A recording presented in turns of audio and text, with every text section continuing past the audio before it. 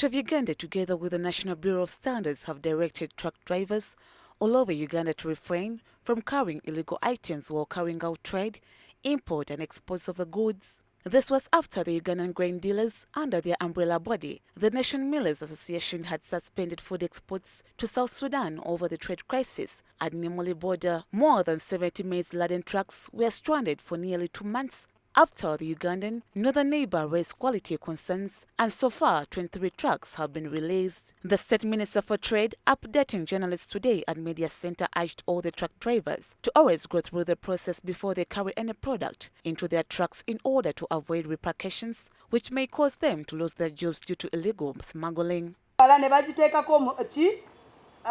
Insurance mu Luganda nayo bigumu naye nga ekoze eki eri insua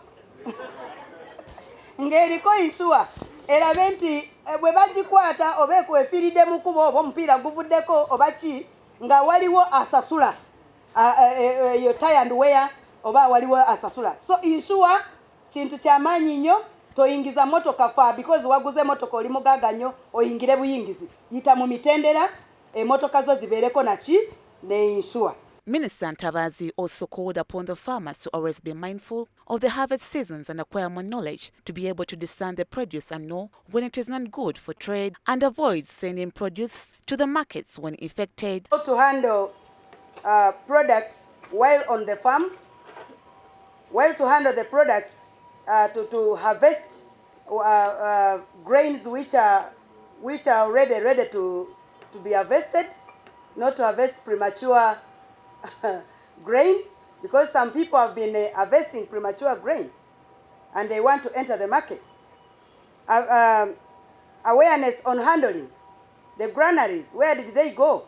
We need to utilize our granaries as we look for government to put warehouses. Ntabazi also says a Logo district, the government of Uganda has also started constructing the warehouses for the products to be kept before they are exported into the nearby countries, and tight security has been enforced to ensure that the same confusion may not occur again. Eregu twagizimbye era tekyaliko nti gye bagamba cross border trade okuyita mu bufunda nedda obufunda tetukyabwagala. Akatale twazimbye ebizimbe by'amaanyi era tugenda byekwipinga kubanga ebizimbe byawedde ebyo byawedde biriyawo byawedde. So tugenda biteekamu URA egenda kutuula omwo, UNBS etuula omwo, baba Grain Millers Council etuula omwo, buli omu atuula omwo alabe nti buli avunaanyizibwako okufulumya buli avunaanyizibwako okufulumya ki ebyamaguzi mu ggwanga ayitamu ekyo ekizimbe.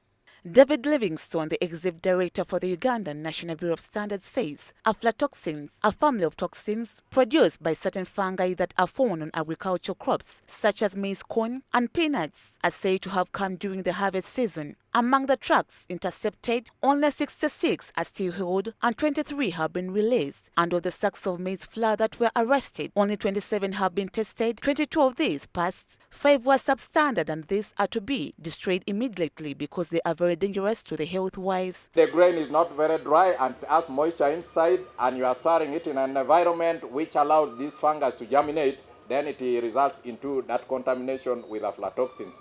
So one of the control is to make sure that this maize is well dried, it is well cleaned, and therefore you minimize the chance of aflatoxins getting into it because it is dry and clean. So aflatoxin likes growing into moist maize and the maize which is dirty, that environment. Henry Kasumba Musisi, a maize grain processor, trader and also the executive director of the Grain Council Uganda, says that since 2015, they have been calling out to the government to put the trade policy into considerations. Etteeka gye tuyita grain trade policy tulisse mu nkola tulabe nti emmere oba grain emmere ey'empeke eyo eyise mu kusunsulwa at least okutono okwe tuyita primary processing.